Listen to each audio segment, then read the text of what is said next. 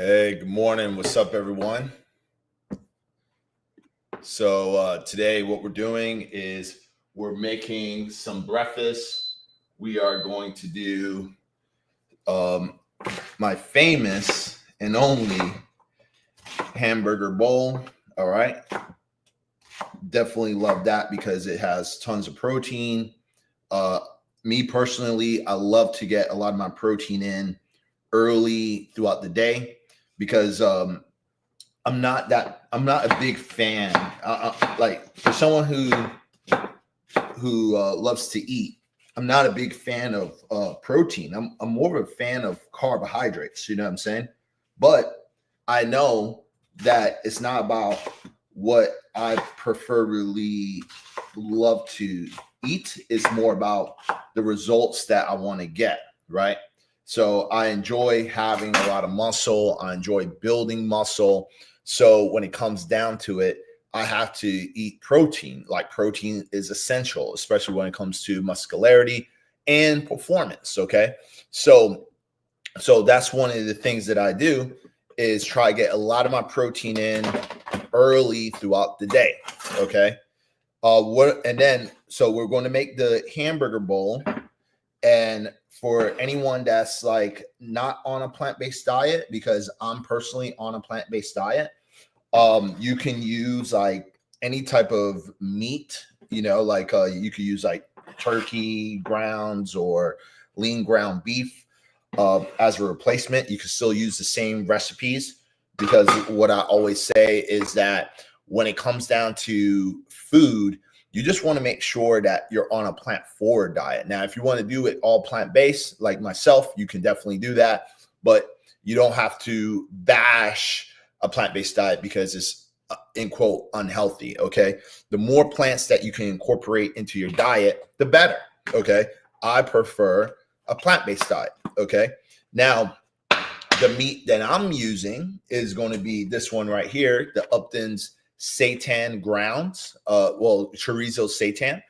This is mostly made out of a wheat gluten, okay?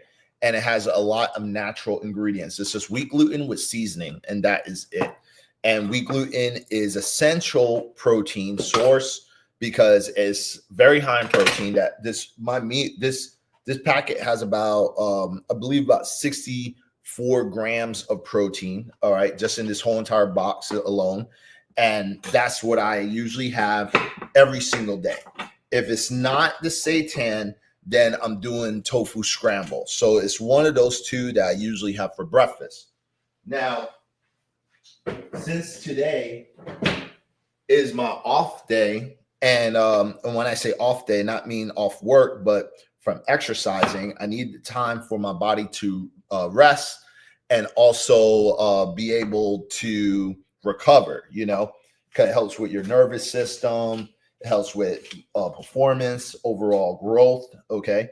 What I'm doing today, since I have a little bit more time, since I'm not exercising today, is I'm going to make a high protein pancakes. Now, I've made recipes on the high protein pancakes before. You could check it out on my YouTube channel, or you could type into the comment section cookbook to get a copy of my cookbook. And I have the recipe there as well, where you can literally make it from scratch. But lately, I haven't been using my own recipe because I found a shortcut when it comes to making the pancakes. So the pancake mix that I use right now and currently been using is this one right here. It's the Birch Benders waffle and pancake mix with plant-based protein. Now they do have alternatives out there where they use like whey protein and stuff like that. With my students, even with myself, I tell them not to use whey. We try to avoid dairy as much as possible, but I tell my students to avoid whey as much as possible, or just don't do it at all. I don't do dairy because dairy does cause a lot of inflammation, mucus production, things like that. So this is one of the reasons why I tell a lot of my students to stay away from dairy, regardless if they're plant-based or on any other type of diet. But as you can see, it already has 14 grams of extra protein in it. Now I'm per serving. So I'm using 2 servings of that. So that's going to be closely to 30 grams. I believe it's about 28 grams of protein in the pancakes that we're doing. And only thing that I do, technically it's about 30 grams or maybe even a little bit more, because then just adding water as instructed in the back, I use soy milk. Okay, so with the soy milk, soy is perfectly fine. It's perfectly healthy. You're not going to grow man boobies. It has phytoestrogens, so it actually helps balance out your hormones and actually helps with production of testosterone. Also, it's fortified, so it has tons of vitamins and minerals like vitamin D, calcium, iron, potassium, vitamin A, B2, and your B12. Just 1 cup has about 50% of B12 in it. Okay, so it's very healthy to get like fortified milks so you can get more nutrients into your body. Okay, if you've been following me for a long time, I promote a hyper nourishment protocol. So that means we want to make sure that we're getting more than enough vitamins and minerals within our body. Okay, so it can replenish itself the best way possible. Now, what I'm doing right now, and I'm going to go ahead and bring the camera down, is I'm actually preparing some veggies and some fruits. Okay, so like I mentioned before, I like to when I'm meal prepping, I do fast meal prep hacks. So then just cutting an onion where you only using enough that I need for my meal. I go ahead and chop up a whole onion and then I place it all in a container. This is actually healthier when you do it this way. It speeds up a lot of your cooking time, your prep time, because everything's already ready to go. And then you just go ahead and take out the serving that's needed. Same thing with the bell peppers. Now, the only thing that I don't do is pre-chop is garlic, because when you pre-chop garlic, you do lose a lot of the nutrients. So what I do is get the peeled garlic, right? And then as you can see, it's saved in a Ziploc bag. So this is another way to speed up time, because the only thing you have to do is, like, I usually do this, like a good little handful, and then crush it and chop. So that's helped speed up time. And then with the mushrooms, I usually chop this up just because when, I'm going to be honest with you, when it comes down to the price of pre-chopped mushrooms, you're paying like $2 more for someone that's to pre-chop them. I don't think it's reasonable enough for me to buy pre-chop. But if you're someone who's trying to save time, you could get that. I do recommend that to my students. But with this, I just go ahead and rinse them off, chop them. It doesn't take too long to do. Okay, so that's what I do, because I'm trying to save some money on groceries and stuff like that. So when it comes down to that, I usually just get whole mushrooms. I'm not going to pay $2 extra for something that literally takes a few seconds out of my day. Okay, literally. So when it comes to the chopping, I save a lot of time, a lot of energy, and also money, because I pick and choose what I want that's pre-chopped or chopped. Like the same thing with onions and bell peppers. You could get them pre-chopped, but you're paying like $3 more, maybe even a little bit more than that. But I would say by average $3 more to get pre-chopped onions and bell peppers, which again, you just need to do it maybe like 2 or 3 times out of the week, which takes a few seconds. And truthfully, I enjoy chopping. It's one of the joys of cooking. Okay, it's like cutting things up. You know what I'm saying? I mean, like, you're talking to a guy who was in the military and was trained to kill and shit. So at least I could kill some veggies. You know what I mean? Like, so like, look, well, all jokes aside, but y'all know what I mean. But yeah, like this, I actually enjoy chopping up my vegetables and stuff like that. It's cool. It's fun. You perfect your chopping skills. You look cool in the kitchen when you do it. So it's out of cooking. This is the best part of the day. But again, I always try to preserve as much time as possible. All right. So what we're going to do first is we're going to go ahead and start start off with our hamburger bowl. Okay.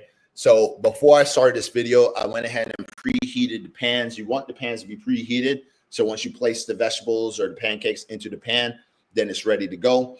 For pancakes, you do want to use nonstick because then you can use less oil. If the pan's brand new, then you don't even have to use any oil. The pan that I like to use is the Ninja. You get it from Whole Foods. You get it from Walmart. It's only $50. All right. For the iron pan, I use Le Creuset. Iron pans are very good for you. It does promote a lot of iron ions into your food. Okay.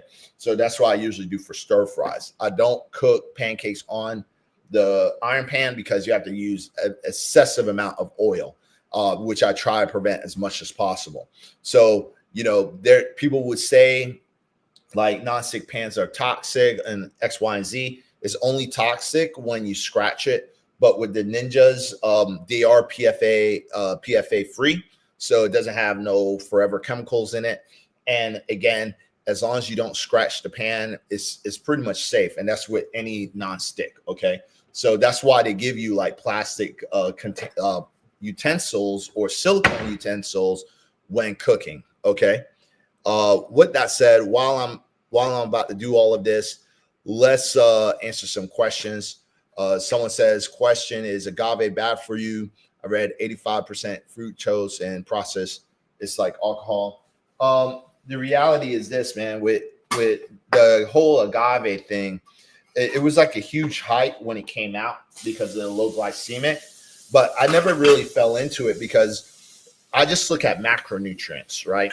So when it comes to macros, it's just as high as sugar. You're getting a lot of calories just for 2 tablespoons. I believe like with agave, it's about like 18 grams of carbs just for 2 tablespoons. And you have to be real with yourself. Are you actually measuring those tablespoons? Probably not. So what I like to do is just get calorie-free syrup. And I'll show y'all what I actually use, okay? When it comes to things like that, I like syrups and sauces.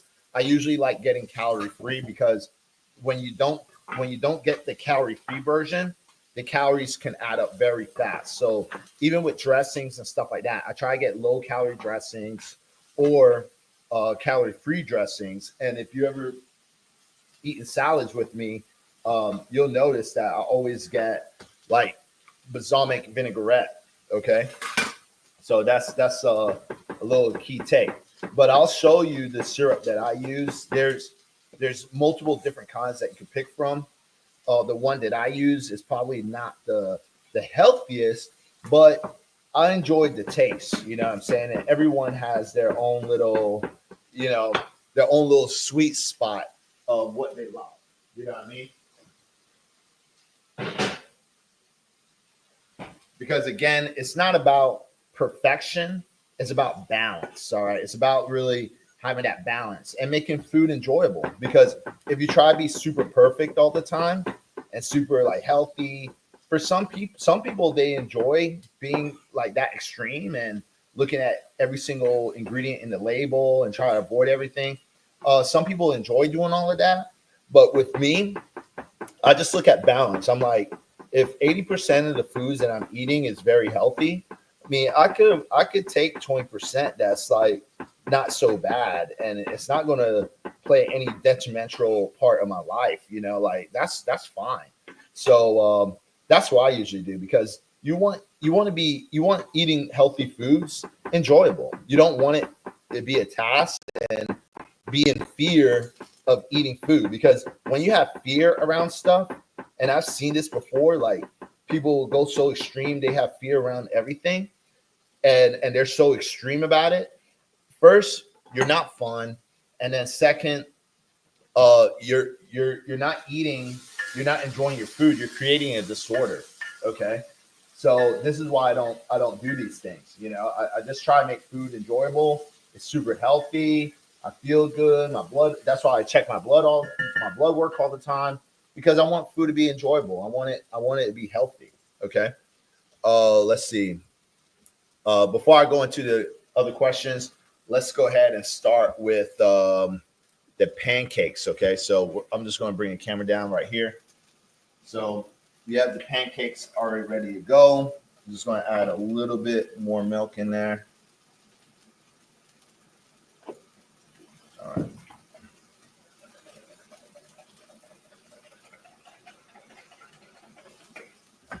Just a little bit of spray.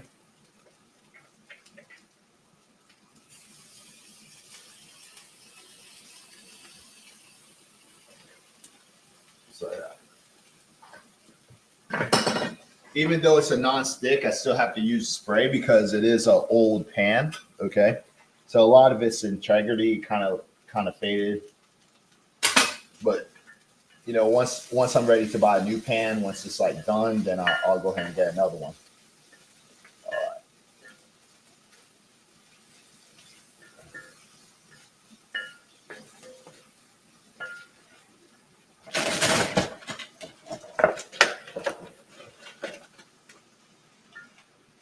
I'm gonna go ahead and add some spinach.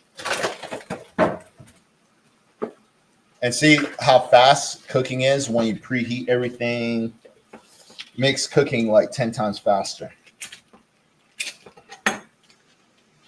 Put the whole pack of Satan in there. And then that's pretty much it. Now we just have to cook all of this.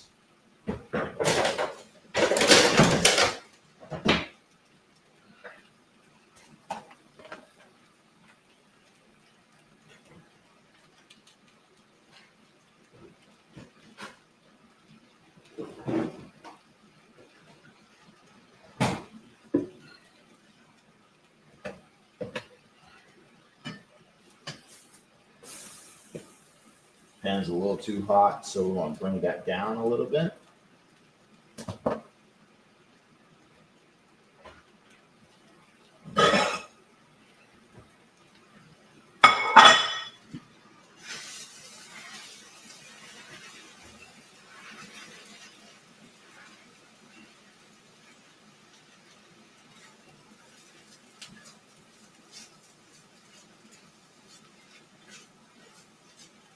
So the hamburger bowl is pretty much done. That's how fast it is to meal prep. Like, and we literally just signed on, right? That's why I tell y'all, like, when it comes to meals, I make them fast, but it's delicious. You're going to get a lot of your veggies, your fruits, all the nutrients you pretty much need. And the reason I love this bowl is because of all the bell peppers and onions that's in it. I get a lot of vitamins and minerals and dietary fiber to start off with the day. Then we're going to top it off with some nutritional yeast. So a lot of people focus on B12 and niacin and vitamin K and all that stuff. So especially zinc. So you can get a lot of that in your nutritional yeast. It's pretty much a superfood. Okay, it has like a cheesy taste. And then we're going to pour more soy milk in here to make it creamy.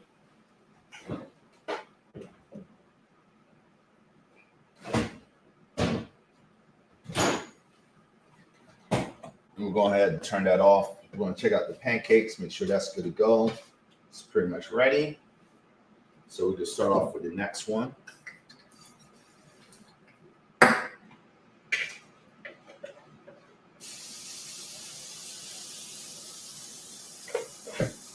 Might get like 3 pancakes from this mix.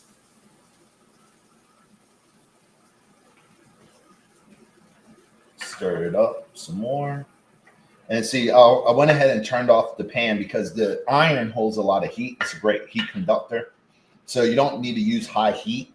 When cooking in general, you don't need high heat unless you're frying something. When you use low heat, you're going to get the best quality of the food. It's going to taste better. You're not going to burn it as fast.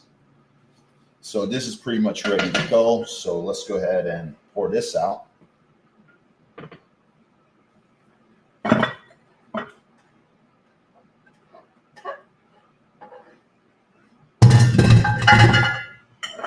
So we got our plate right here, ready. And then we're just going to finish off with the pancakes.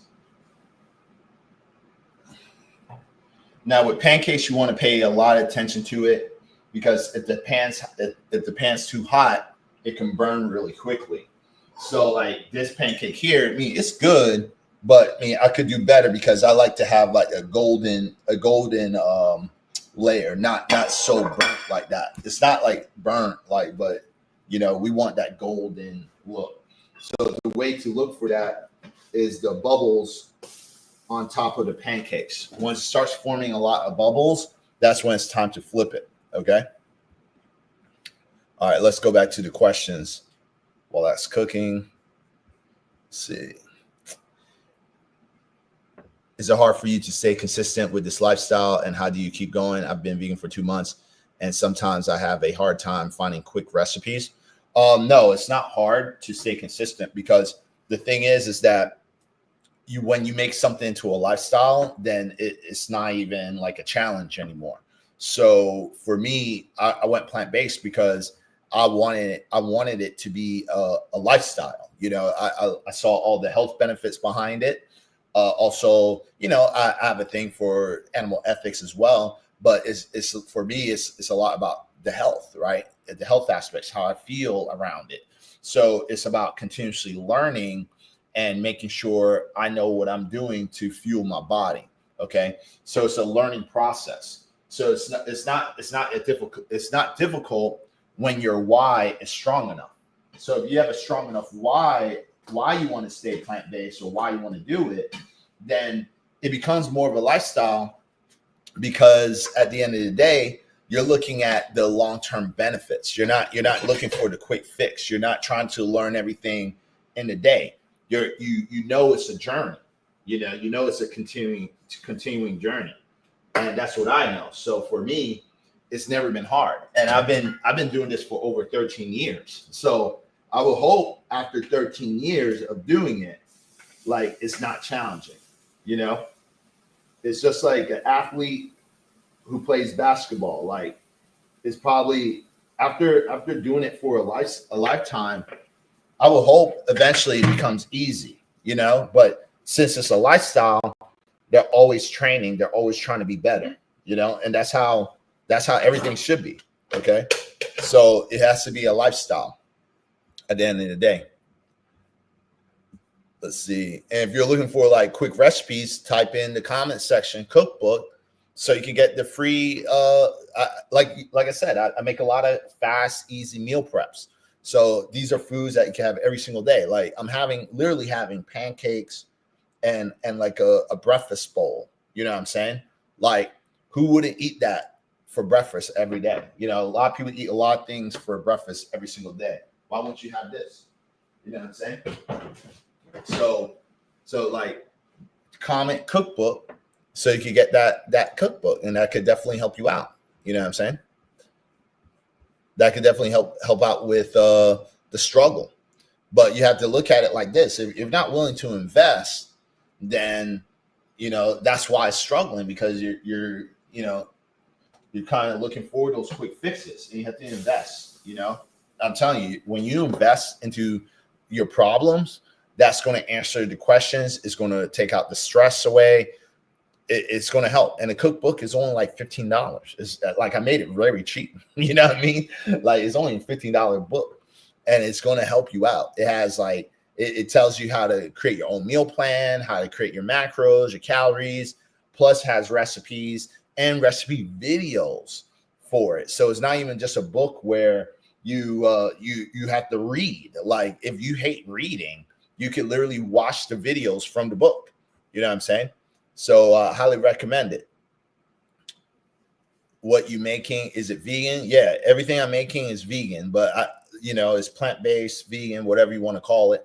But yeah, it's 100% plant-based. No animal byproducts. I don't. That's why when I speak, I tell everyone, like, yo, you could use other brands. Like, you could use other brands, other ingredients if you want to. But what I like to do is show people that, you don't technically need animal byproducts to make certain food and dishes. You know what I'm saying? You don't need them. So that's what I'm doing now. Like, I'm making pancakes for the breakfast bowl, and it's super high in protein. Like, let's check my FitnessPal. We're going to plug everything in because it's done. Okay, so what we're going to do is look at my FitnessPal, plug in all my meals. I want to show you how much protein this has. because a lot of people feel that when you're plant-based, or if you're on a plant-based diet, you can't get a lot of protein. But I always tell people they're completely wrong. You get as much protein that you need on a plant-based diet. So let me go ahead and plug everything in for y'all. Okay, everything has protein, like from the plants to the nutritional yeast to the soy milk, like all that counts. And when it comes to eating animal byproducts, people think too simplistic. You know what I'm saying? It's like they just look at meat as protein, like meat equals protein. It's very, very simplistic mindset. But when you start really understanding nutrition, when you start really understanding food in general, you'll realize that you don't have to get all your protein from an animal-based source. You can get protein from other plant-based sources as well. And I've always say this, like, you don't have to be vegan, but you can definitely incorporate more plant-based foods into your diet to limit some of the protein that you're getting from animal byproducts and replace it with more plant-based foods, which is actually going to help with overall health and wellness. Okay. So you don't have to be 100% plant-based. You don't have to be 100% vegan to get the health benefits. Even according to longevity, the Blue Zone study is one of the longest studies out there when it comes to longevity. It states that the countries and cities that lived the longest, they were centenarians, like they lived over 100 years, ate mostly a plant-based diet. It was, and if you want to look at percentage, it said 90 to 95%. So that's a big number, but it's not 100%. So saying that means that they do consume some type of animal byproduct like fish, chicken, maybe some beef here and there, but they get a majority of their food from plant-based sources. So plant foods in general is not bad. It's just that you have to understand better balance. And this is what I try to preach. Okay. If I'm preaching about something, it's literally that.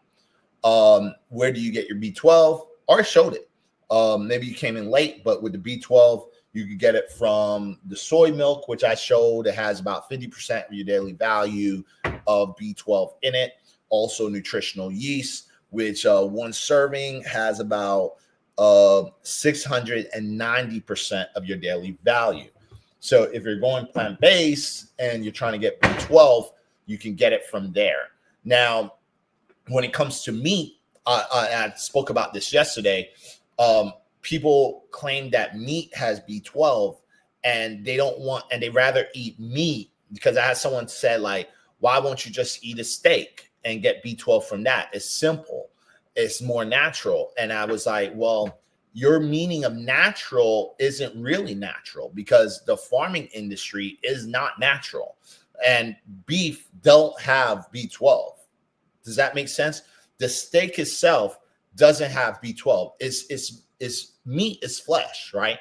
The B12 is from supplementation. They just supplement the food for what the cows eat to get the B12, so the meat has B12. So, for example, if we put this in the most gross scenario, like, I'm made out of meat. So if you cut me up and started eating me, you would get B12 too. Why? Because my B12 levels is high.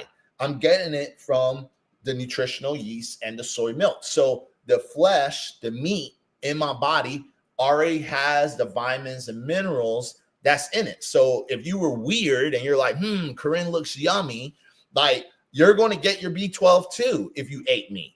Does that make sense? So it's not that meat actually has B12. It's just the source of where that meat is coming from. The animal itself was supplementing the B12, because the soil that we have today, because of farming practices, doesn't have enough B12 to really help anyone to get B12 naturally. So again, when it comes to supplementation, fortified foods, that's the reason it's there, is because the modern day society, we deplenish a lot of the soil and the bacteria to get some of those vitamins and minerals. It's the same thing with like vitamin D. I really recommend. Yeah, great analogy, right? Yeah, it's true, right? That's the only way I can think about it. But like when it comes down to like vitamin D, why do you think we need vitamin D supplements if you can get vitamin D from the sun? You can get vitamin D naturally from the sun, right? But why do we supplement with vitamin D? I still supplement with vitamin D, and I still go outside and get the sun. The reason is because I'm not working outside.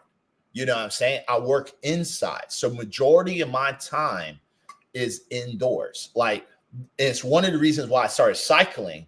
But even with the cycling, I'm not cycling at 7 a.m. or 6:30 when the sun rises to get the safe levels of the vitamin D absorption. I start riding at 4:30, 5 a.m. when the sun's down. And the time I get back home, the sun is rising on the time I'm getting back home. But guess what? I live in South Florida. I live in the city. See, we have to kind of think about this.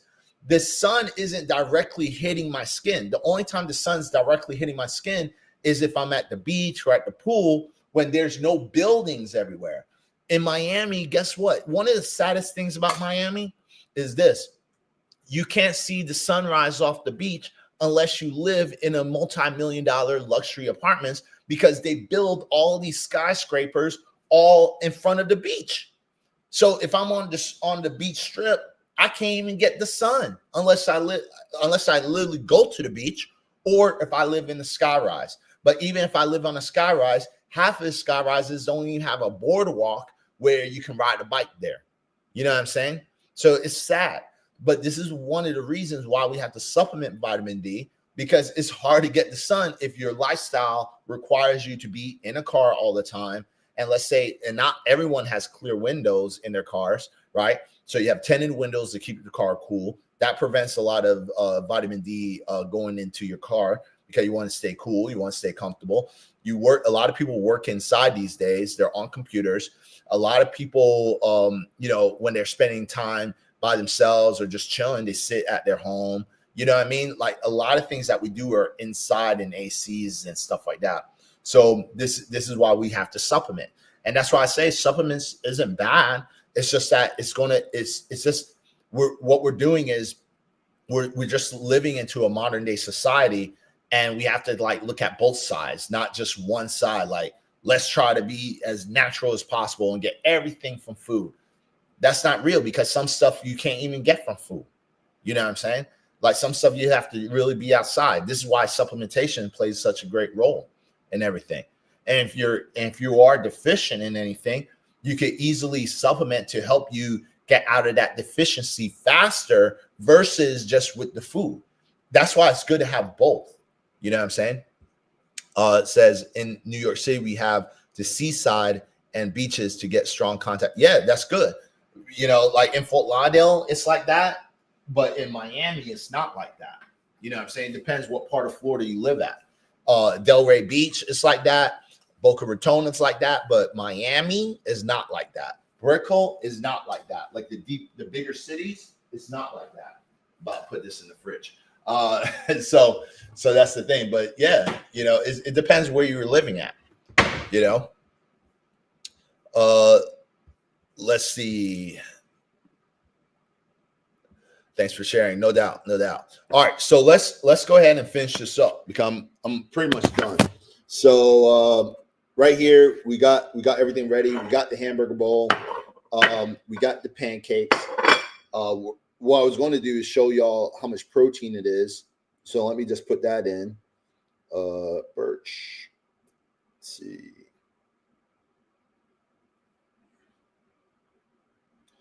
All right. Okay, so this is the macros here. I don't know if y'all can really see it. All right, but right on top, it says this meal here that you see, this small meal, all right, the breakfast bowl with the pancakes. This is about 110 grams of protein in one sitting. All right, you get about 113 grams of carbohydrates and only 8 grams of fat. This is a super macro-friendly meal. And then if we go to the nutrition, We're getting about 17 grams of fiber in it. Only 1 gram of saturated fat, which is really good. 0 cholesterol, 0 trans fats. And then look at the potassium, iron, calcium, vitamin C, and vitamin A. Look at those levels right there. So this is what I mean when it comes to hypernourishment and macro-friendly meals. I make sure that the foods I'm eating, I'm getting vitamins, minerals, dietary fiber. I'm making sure like cholesterol levels are low or 0. Even with my healthy fats, like the polyunsaturated and monounsaturated fats, you can see those levels, they're pretty high. That's what's going to help give you, like, if you're trying to raise your HDL cholesterol, that's what you want. You want more poly and monounsaturated fats. You want those to be high, because that's what's going to help with the HDL, because you have HDL, which is your good cholesterol, and then you have your LDL, which is your bad cholesterol. You want your LDL to be as low as possible, your HDL as high as possible, triglycerides in optimal ranges, and that's going to give you a good total cholesterol score. You do not want a high triglycerides or high LDL cholesterol and low HDL, because that means that majority of your diet is coming from processed foods, junk food, also high levels of meat, of fatty meat that's high in cholesterol and saturated fats. Okay. So I always say, like, you want to limit that, because some people will tell you that, oh, like cholesterol doesn't raise total cholesterol. That doesn't make sense. It's like you're telling me like 1 + 1 equals 0. Like that's not the reality. It's cholesterol. Yes, cholesterol helps with hormone production for sure, but the liver can produce its own cholesterol. Like with me, my cholesterol levels are usually is at 100, right? Which is good. But I have 0 cholesterol in my diet. It's in optimal range. That's proof showing you that your liver will promote its own cholesterol, especially if you're someone who exercises hard. If your exertion level of exercise is high, your body will produce its own cholesterol. Okay. So in all technicality, you don't need high cholesterol. Now, if you're consuming cholesterol like from eggs or a meat source, you want to make sure that you're getting lean meats, right? But you want to make sure that out of all the animal byproducts that you're consuming, you're not over exceeding the recommended amount of cholesterol for it to be healthy. So, and it tells you right here, this is why I love MyFitnessPal. It tells you what the recommended amount is: 300 milligrams per day. So if you keep it within that range and don't go over exceeding like 500, 800 to 1,000 milligrams per day, that will keep your cholesterol levels at a most optimal range where you could still get the benefits of hormone production because your body creates its own, and then you're getting it externally from an outside source.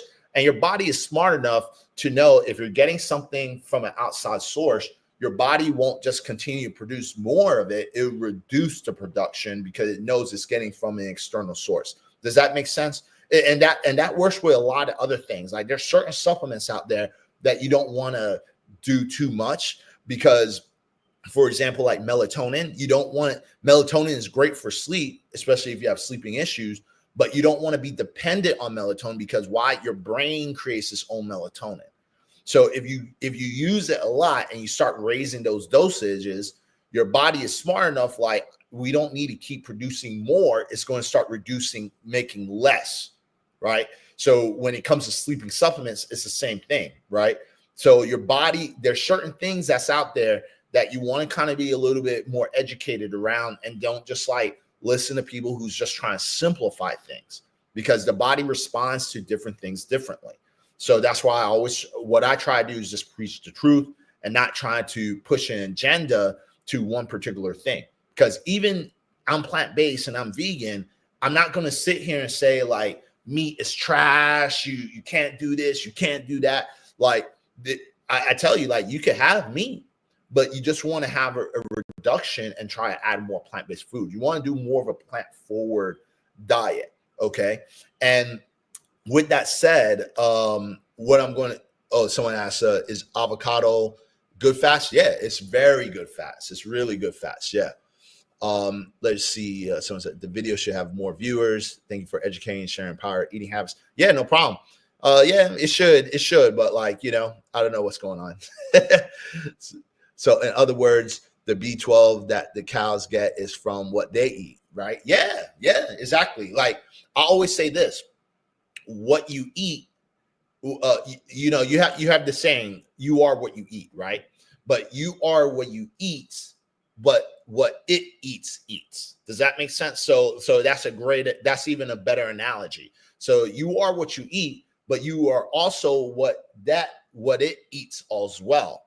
So if you're eating beef and you're getting the B12 from the beef, is because the cow is getting the B12 from this food.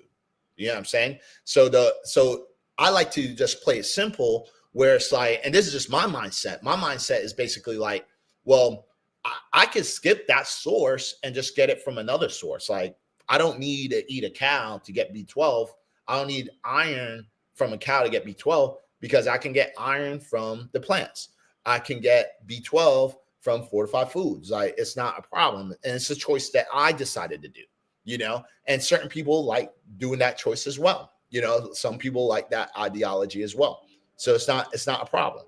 You know what I'm saying? But let's show you the syrup, and then we'll end the video here.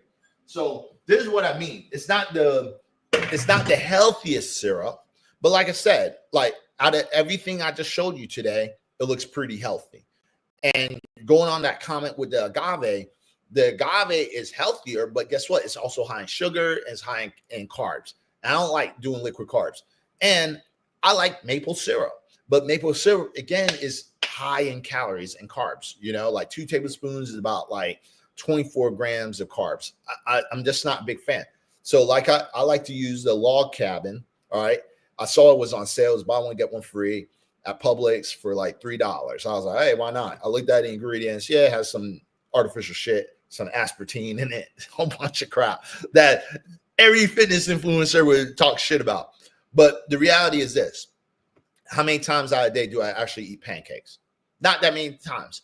How much do I use from this? Not that much. I mean, I bought 2 bottles because buy one, get one free. This is still the first bottle, and this was 3 months ago. And look how much is left. I don't use it that much. So, and look, I look great. I don't have cancer or anything. You know what I mean? So it's fine. This is what I mean with moderation and stuff like that. So this is like, it's better than drinking alcohol, right? I don't drink. So like I said, everyone has their own little thing, So like, at least like, if you're going to get me on something, I mean, it is what it is. But like I said, I don't drink, I don't do drugs and shit like that. So, like the last thing I'm worrying about is aspartame and freaking syrup. Okay. Like, because in my younger years, I did way worse stuff. So I'm not worried about some damn aspartame. All right. So that's the thing. I would say it's only bad if you do, like, even with the studies for aspartame anyway, you have to do such a large amount of it. It's like unbelievable. So it's almost like everything you eat every single day has to have this ingredient in there. And this is someone who's just eating straight junk food every single day. Like, and it's like large amounts. Like that's the only way it's like bad, but small amounts is healthy. Okay. But that's pretty much it. So thank you for everyone for joining. Just to let y'all know, the new ebook that I talked about is called Fuel and Flex. All right. It's done. It is done. So the people that got the book first is all my students. They all got the book first. And what I'm going to do today is work on the email and start sending that out to the email list. So if you want the copy of the Fuel and Flex ebook, go to bodyhdfitness.com and then sign up to the email list so you can get it. All right. It's called Fuel and Flex. Yes.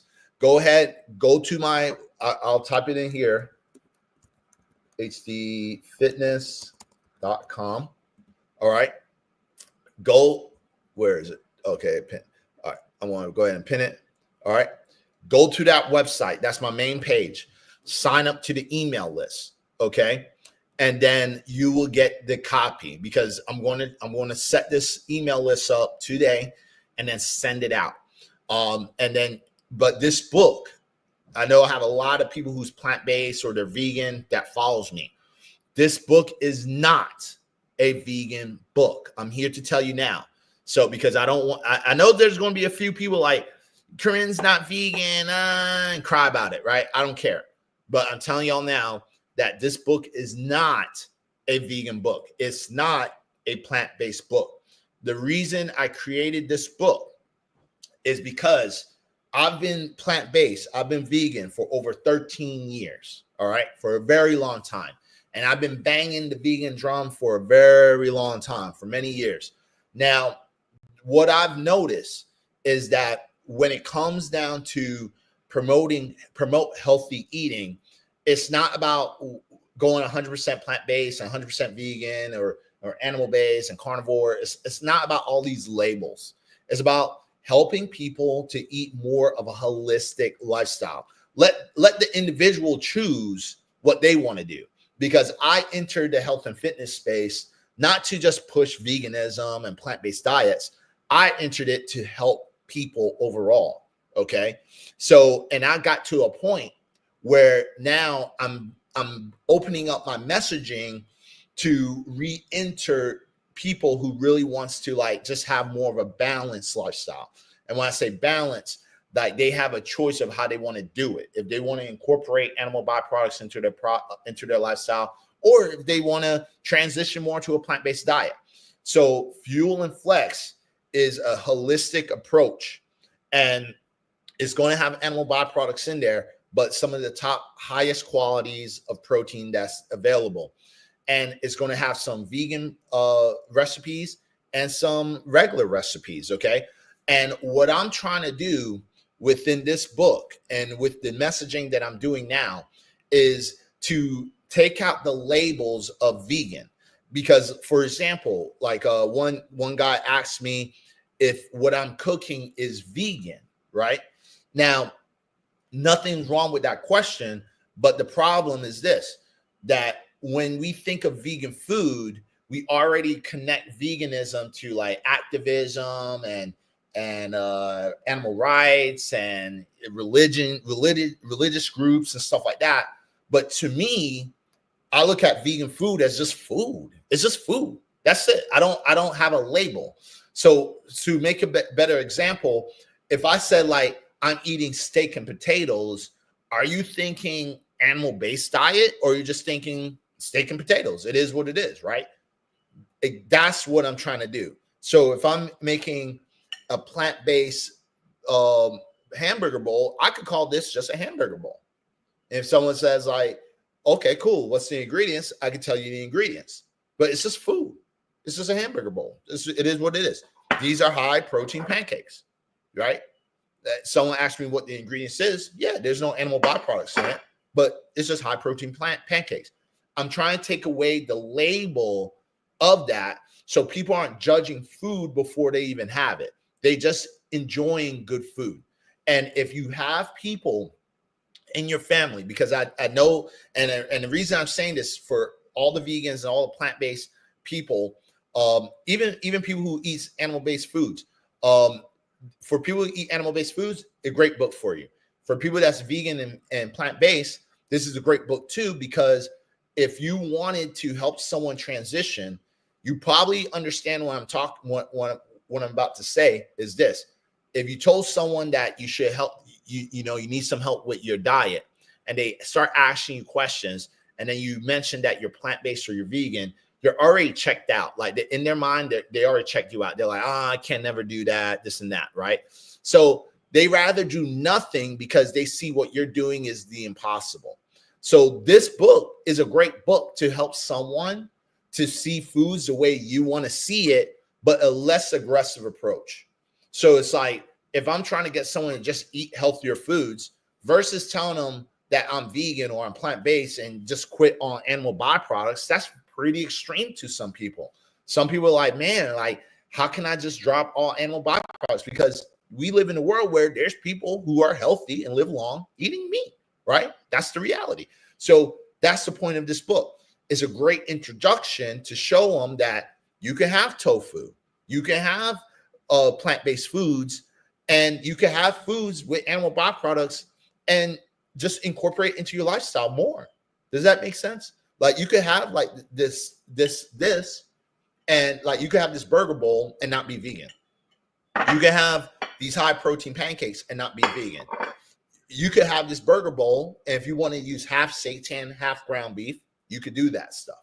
You know what I'm saying? If you wanted a tofu scramble with some eggs in it, you could do that. There's no rules when it comes to cooking, right?